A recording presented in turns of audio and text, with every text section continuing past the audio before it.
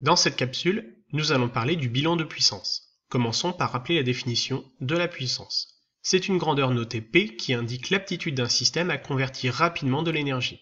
Elle s'exprime en watts. Dans notre cas, nous allons parler uniquement de la puissance électrique qui est égale au produit de la tension U à ses bornes et de l'intensité I du courant électrique le traversant, avec I en ampères, U en volts et P en watts.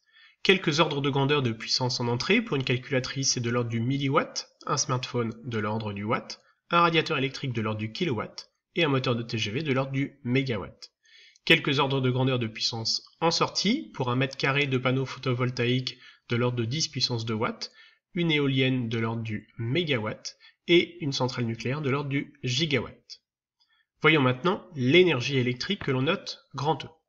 Qu'elle soit consommée ou produite, elle est liée à la puissance du système et à la durée de fonctionnement. D'où la relation E est égal à P fois delta T avec P en watts, delta T en secondes et donc l'énergie en joules.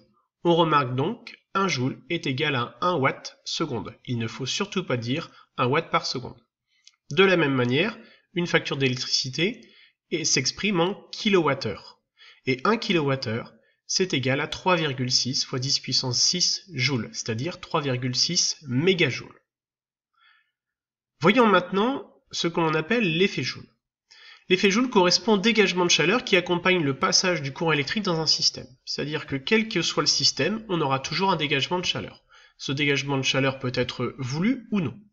Et le système va s'échauffer d'autant plus que le courant électrique sera important. Alors dans le cas d'un dipôle ohmique, ce qu'on appelle couramment une résistance, c'est le cas par exemple dans une bouilloire électrique, et bien toute l'énergie est dissipée en chaleur par effet joule. Dans ce cas-là, si on écrit la relation de l'énergie, donc c'est égal à P fois delta T, la puissance c'est donc U fois I, et comme la tension aux bornes d'une résistance est égale à la résistance multipliée par l'intensité le traversant, et bien on obtient la relation E est égal à RI carré fois delta T.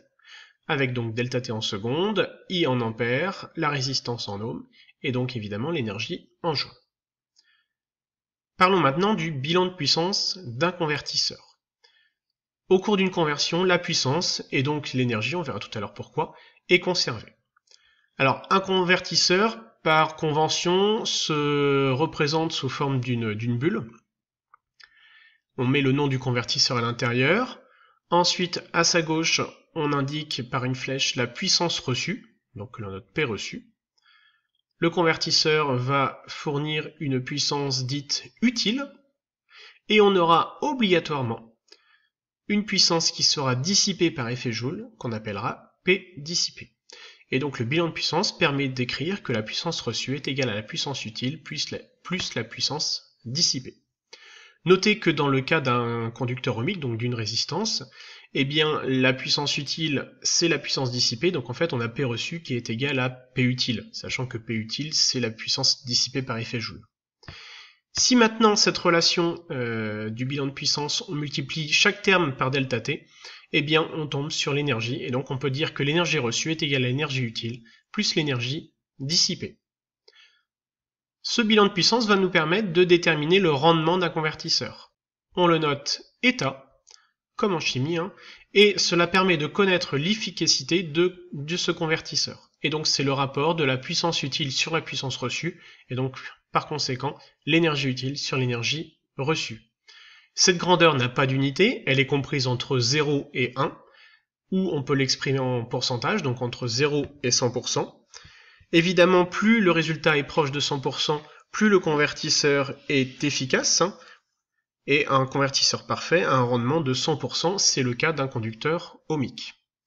Dans cette capsule, vous devez être capable de citer la relation entre la puissance et l'énergie, de citer quelques ordres de grandeur de puissance fournis ou consommés par des dispositifs courants, de définir le rendement d'un convertisseur et de représenter le bilan de puissance dans un circuit d'un convertisseur. Voilà, j'espère que vous avez tout compris, je vous dis à bientôt pour une prochaine capsule.